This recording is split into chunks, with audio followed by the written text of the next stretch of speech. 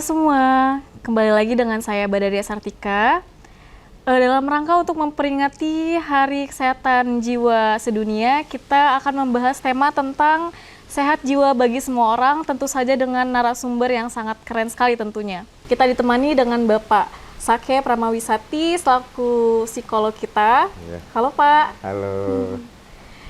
Di sampingnya ada Ibu Dr. Tri Aniswati selaku spesialis kedokteran jiwa. Selamat siang semuanya. Selamat siang semuanya. Iya. Apa kabar Pak, Bu? Baik. Alhamdulillah. Alhamdulillah. Baik, Baik ya Pak, Iya. Bu.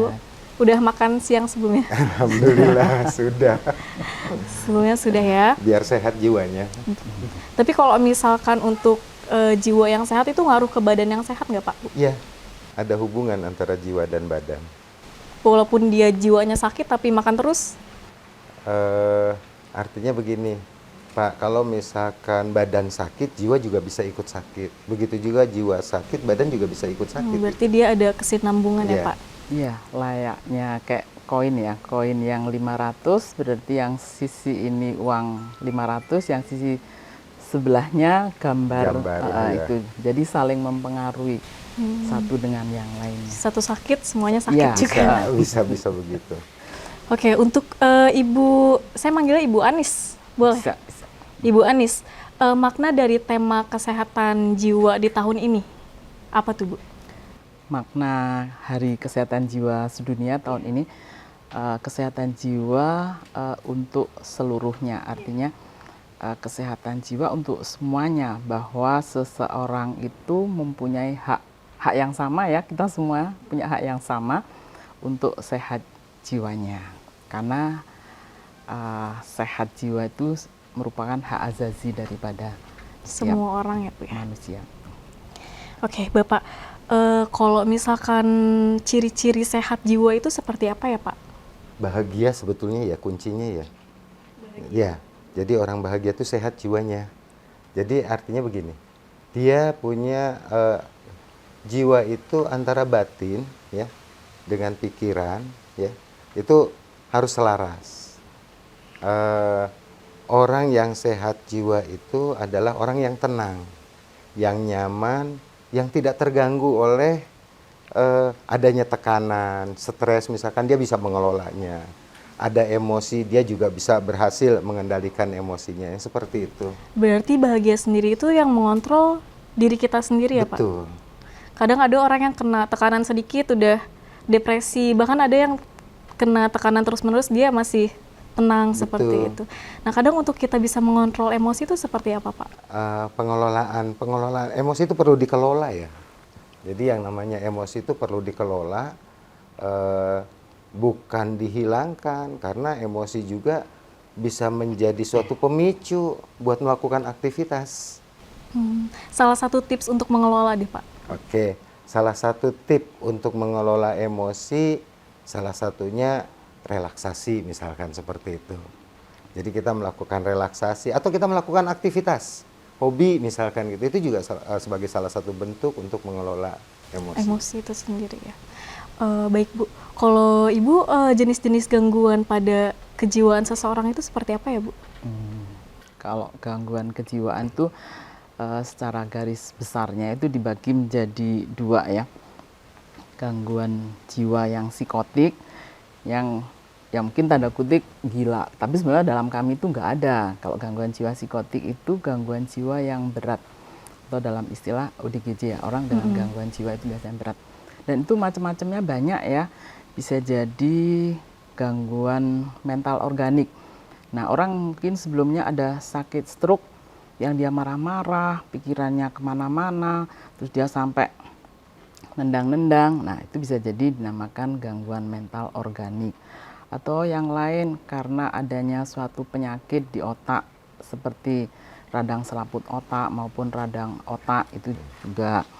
Dan itu harusnya kalau yang utama mungkin supaya nanti nggak salah kaprah, dia pertama kalau ada gangguan mental organik, itu konsulnya ke dokter saraf atau dokter penyakit dalam, jangan ke dokter jiwa. Nah, di samping gangguan mental organik ada yang banyak, yaitu sekarang itu gangguan jiwa seperti skizofrenia, itu ditandai dengan adanya halusinasi, seperti mendengar suara-suara seperti itu, melihat sesuatu yang orang lain tidak melihat, maupun adanya keyakinan yang percaya kalau orang lain itu seperti mengguna-guna dia. Nah, itu biasanya waktunya lebih daripada 1 bulan. Kalau misalnya waktunya kurang dari 1 bulan, itu gangguan psikotik yang akut. Gangguan yang lain adalah gangguan bipolar ya, yang sekarang lagi banyak juga. Ngetren. Gangguan suasana perasaan, tapi yang dia poolnya itu naik banget sampai dia turun banget, atau seneng banget, marah banget, sampai beberapa waktu yang lama sampai turun sekali, sedih yang lama atau sedih yang terus menerus, atau gangguan depresi psikotik yang ditandai dengan ya depresi, udah lelah, capek, malas aktivitas, bahkan mungkin sampai lebih berat dia bisa menjadi ada idenya bunuh diri, dan trennya ini meningkat. Itu yang golongan psikotik. Oh ya, yang banyak juga gangguan mental perilaku akibat keterbelakangan mental.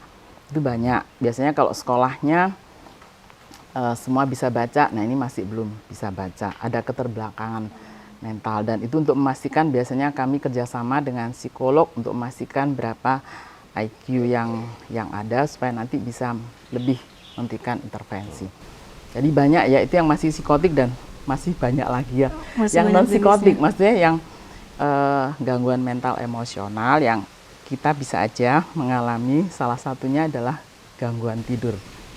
Itu termasuk gangguan?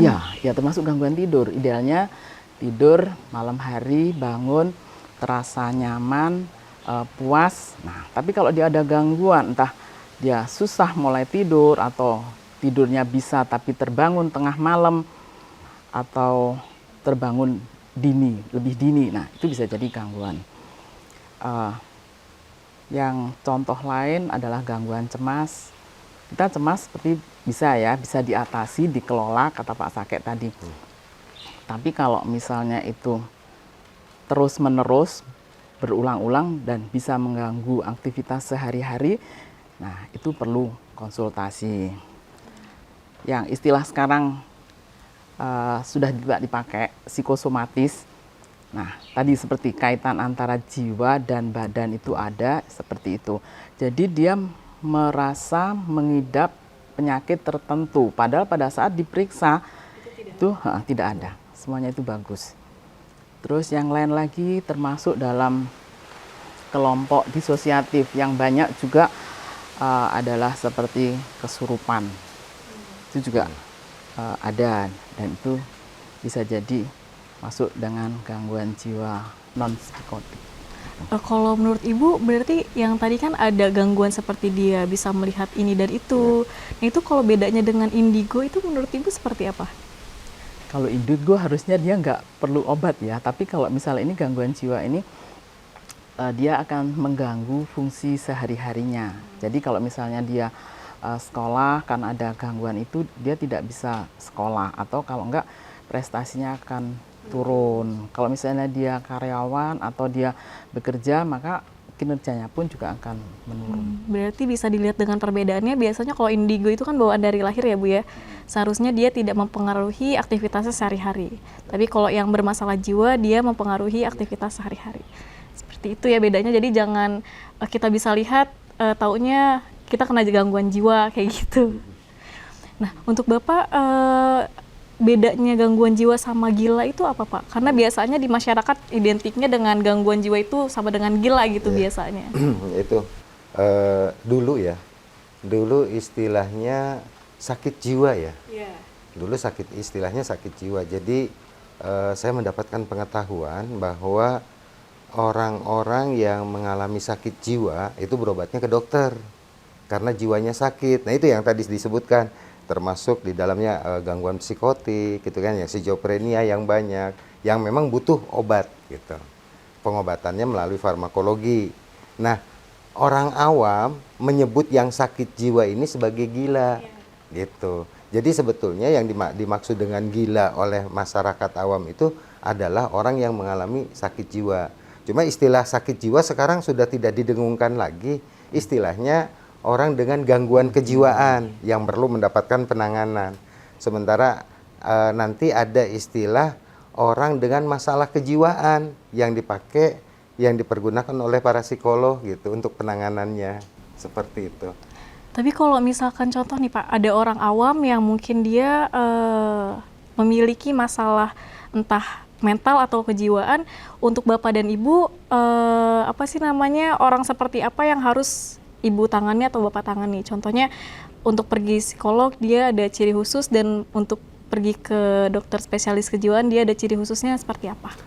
Kalau saya gampang, manakala seseorang itu sudah mengalami gangguan kejiwaan yang mengarah kepada ya seperti tadi, ada halusinasi gitu kan, kemudian ada gangguan organik misalkan seperti itu, ada waham, nah yang seperti itu saya langsung rujuk aja, nggak bisa saya tangani karena memang itu bukan penanganan saya. Tapi kalau misalkan orang dengan gangguan belajar, ya orang nggak berani ke sekolah, ya bukan disebabkan karena hal yang seperti tadi, nah itu penanganan psikolog. Jadi cuma masalah aja, misalkan dalam bermain dia dibully sama teman-temannya, misalkan seperti itu, sehingga nggak berani lagi ke sekolah, ya seperti, atau nggak punya teman, orang-orang yang tidak punya rasa percaya diri, ya itu yang perlu penanganan psikologi. Jadi perbedaannya sebetulnya jelas, manakala orang tersebut mengalami suatu gangguan kejiwaan yang mengarah memang membutuhkan obat-obatan, ya saya langsung rujuk ke psikiater, ya. Berarti psikiater dan psikolog berbeda ya? Berbeda. Iya. Karena Berbeda. pendekatannya juga memang berbeda gitu. Artinya orang yang mengalami gangguan jiwa atau gangguan mental ya seperti itu, dia tidak bisa menjadi orang seutuhnya. Berelasi dia tidak berani. Contoh misalkan begini. Orang yang mengalami ada waham kejar, misalkan ketakutan. Dia mau kemana-mana juga nggak berani, ngurung diri di rumah gitu kan, seperti itu. Sehingga dampak yang diakibatkan dari gangguan kejiwaan ini, ya orang menjadi tidak produktif. Itu salah satu. Ya salah satunya tidak produktif, tidak bisa melakukan apa-apa gitu. Nah untuk masyarakat normal sendiri nih, terkadang kan kita melihat orang yang gangguan jiwa itu kadang menjas, bahkan kita sendiri sampai membuli gitu ya. Nah untuk solusinya untuk kita itu seperti apa ya Bu? Sebenarnya kalau solusinya ya kita harus lebih banyak memberikan penyuluhan ya, karena selama ini memang orang akan dicap lebih jelek atau dapat stigma kalau dia mengalami gangguan jiwa, dan orang-orang menganggap kalau sakit fisik itu masih lebih bagus daripada sakit untuk kejiwaan, padahal sebenarnya kalau dihitung-hitung sama aja, malah lebih buruk, malah lebih parah kalau dia mengalami gangguan jiwa. Yang tadi sudah disampaikan, kalau dia mengalami gangguan jiwa, produktivitas menurun, prestasi kerja, prestasi sekolah menurun, komunikasi menurun. Itu kan juga akan meningkatkan beban negara juga untuk dia tidak menjadi mandiri. Seperti itu. Jadi sekarang itu masyarakat bukannya merangkul, bahkan Ya, membuli tadi ya. itu. Seperti itu, karena bisa jadi gangguan jiwa itu masih dianggap tabu, stempel, terus stigma itu, terus masyarakat juga menganggapnya kalau gangguannya masih ringan, dia nggak bisa tidur, oh dia masih mainan ini, dianggap hal yang biasa gitu.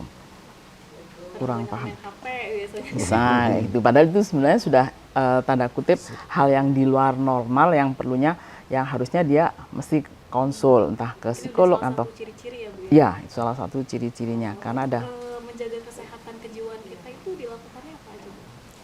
ya, untuk menjaga kesehatan jiwa kita, karena jiwa kita itu bersatu dengan badan kita, ya kita harus tetap menjaga, yang utama jaga fisiknya dulu, tidur yang cukup, makan yang seimbang, olahraga, nah seperti itu antara lain.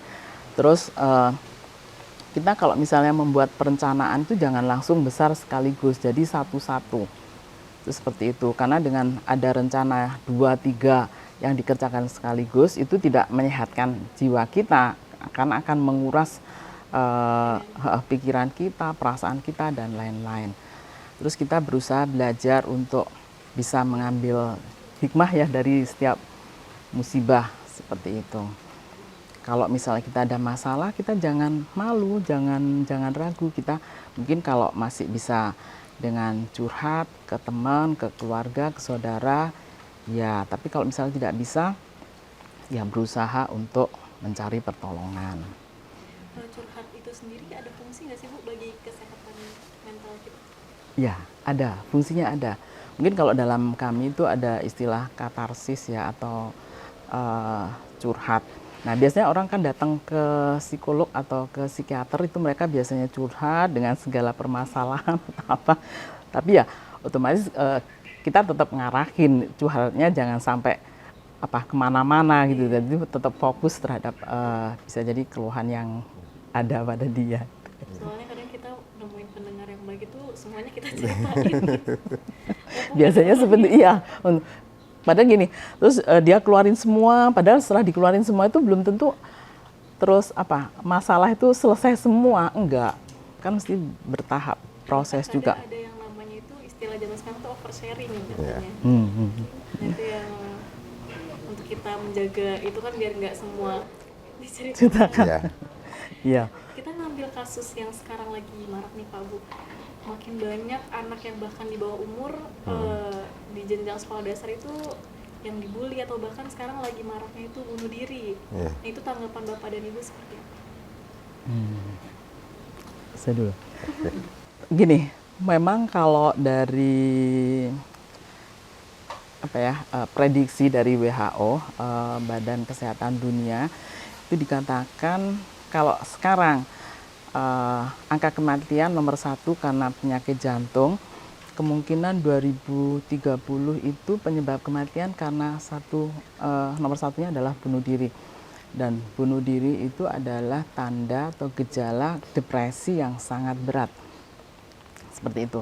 Sehingga harusnya keluarga atau ya siapa aja mesti lebih peduli terhadap kesehatan dari jiwa daripada diri sendiri maupun keluarga kita.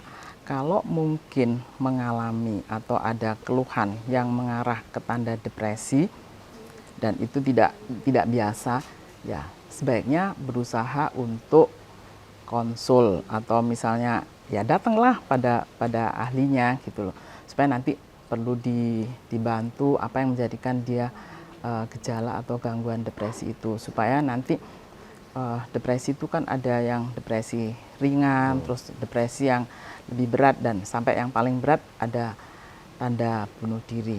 Nah, harapannya kalau misalnya dia masih ringan, dia bisa tertangani dan dia bisa sembuh. Gitu. Penyebab utamanya itu biasanya dari apa ya Pak? Jadi gini, berkaitan dengan marak kasus ini yang mungkin perlu kita lihat begini, bahwa yang namanya gangguan kejiwaan itu tidak terjadi pada orang dewasa. Anak-anak juga mengalami gitu. Nah, ini yang mungkin menjadi perlu mendapatkan perhatian ya.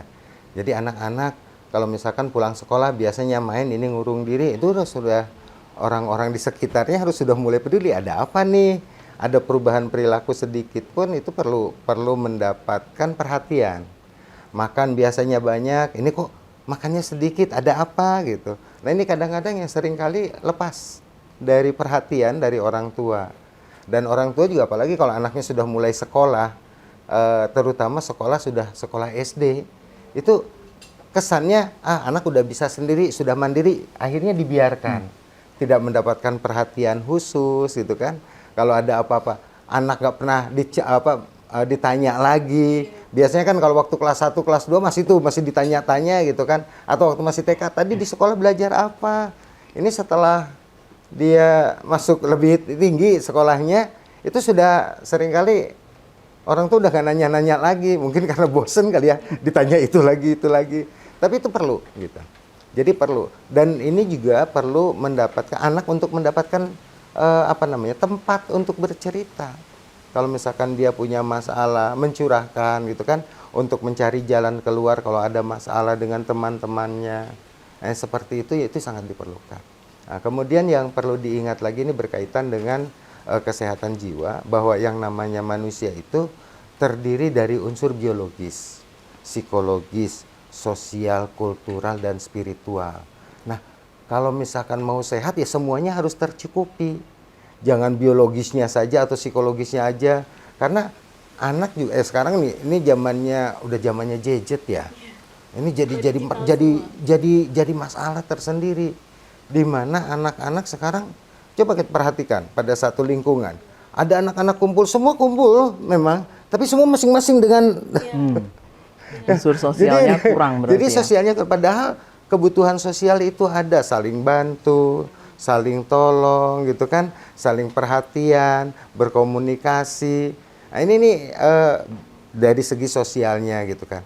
Belum lagi nanti kultural budaya, ada kegiatan apa di lingkungan tersebut itu perlu diikuti. Biar sehat ya. Artinya kebutuhan dari unsur-unsur tadi termasuk spiritual. Nah, spiritual ini berkaitan dengan penerimaan tentang apa yang terjadi, menerima apa namanya, menerima keadaan diri. Misalkan saya lahirnya hitam, ya memang harus diterima hitam. Jadi pada saat dibully, dasar hitam segala macam gitu kan sama teman-temannya, memang kenyataannya hitam gitu. Tapi nah ini rasa spiritual, rasa bersyukur, kita masih diberikan kehidupan. Nah ini yang perlu ditanamkan kepada mereka sehingga mereka bisa sehat gitu.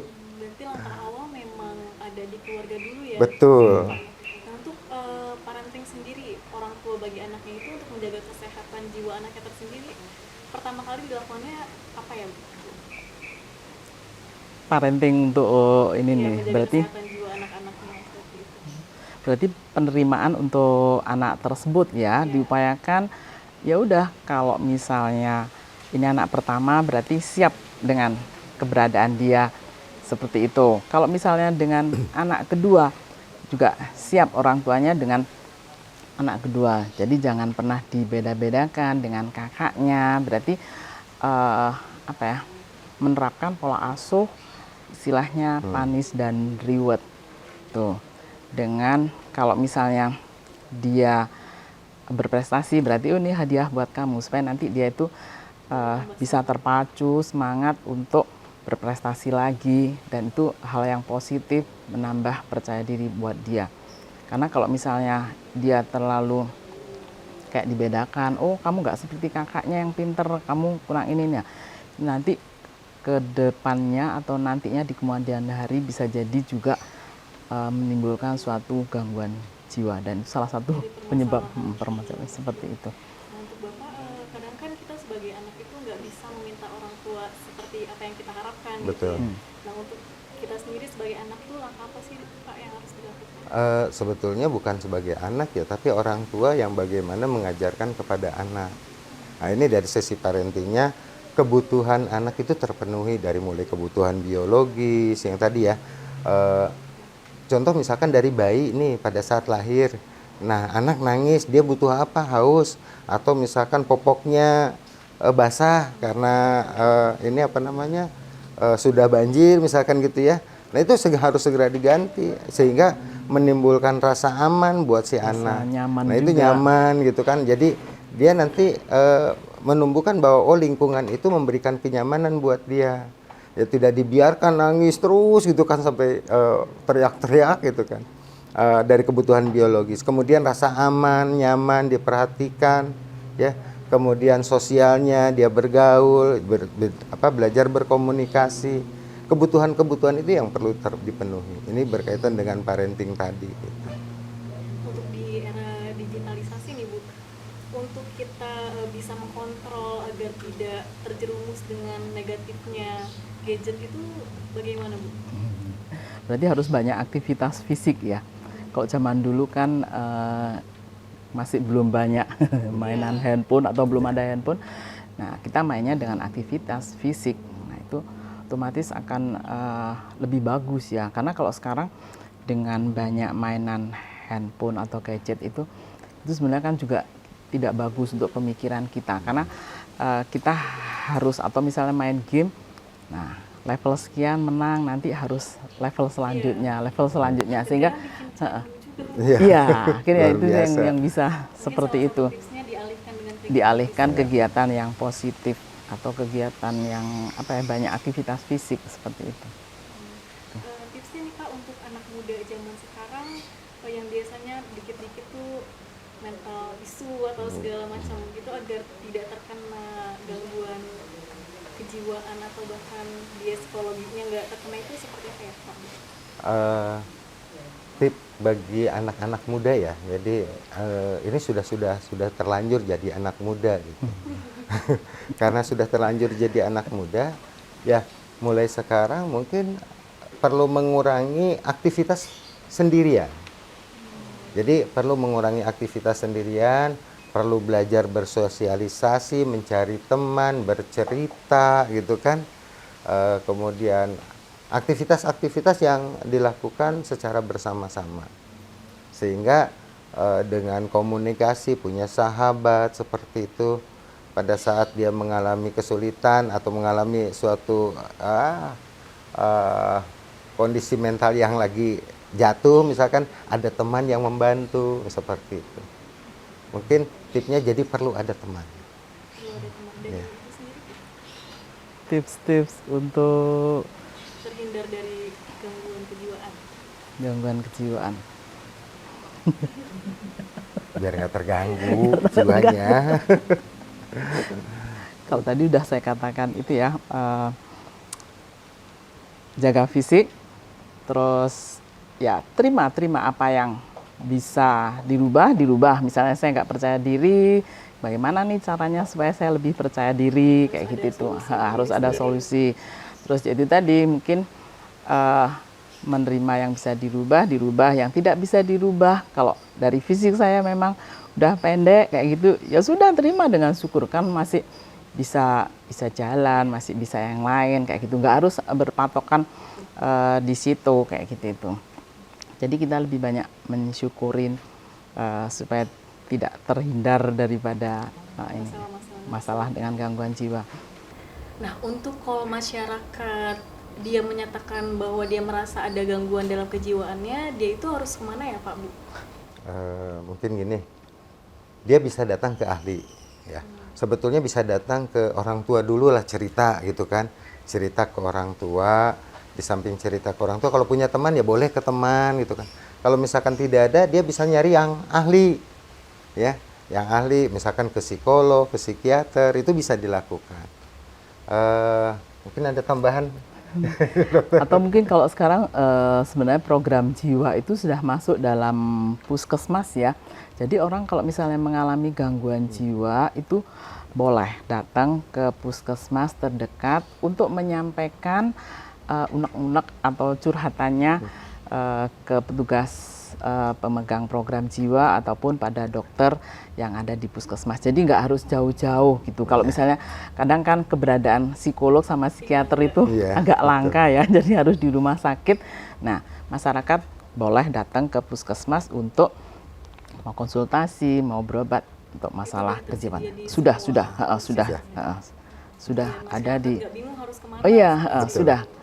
Sepertinya sudah di Banten karena memang belum ada rumah sakit jiwa, jadi sudah ada puskesmas itu untuk pelayanan pasien-pasien dengan gangguan jiwa. Dan itu bisa untuk biaya tersendiri? Bisa di cover BPJS, dan obat-obatannya cukup lengkap. Jadi ada, baik itu tadi yang sudah saya katakan, baik obat-obatan untuk psikotik maupun untuk gangguan yang non-psikotik atau neurotik, itu obat-obatannya tersedia di puskesmas. Jadi masyarakat nggak kira lagi harus pergi kemana. Betul. Iya. Kadang udah dengar kata psikolog aja biayanya. Sebenarnya kalau di sini belum. Terus kalau nggak salah di sini psikolog memang masih terbatas, tapi ada puskesmas-puskesmas tertentu juga menyediakan layanan untuk konsultasi psikologi untuk membantu kalau misalnya ada kasus-kasus yang perlu dibantu oleh psikolog. Itu sudah ada juga. Kasus terberat yang Ibu pernah tangani itu apa, Bu? Kasus terberat. Sebenarnya kalau terberat banyak ya, cuman ada kasus yang dia penyalahgunaan nafsa, gangguan mental perilaku akibat nafsa, dan itu cukup berat, tapi alhamdulillah bisa tertangani dan sekarang dia bisa mandiri, seperti itu. Itu. Kadang kita memiliki trauma gitu ya Bu ya di masa lalu, nah itu bisa menyebabkan gangguan kejiwaan tersendiri nggak Bu? Iya, mungkin tadi lupa ya, itu ada namanya stres pasca bencana ya. Mungkin ada trauma masa lalu, kalau tidak diatasi dengan baik, dengan tuntas akan istilahnya berkelanjutan, bisa jadi sampai umurnya menjadi tua.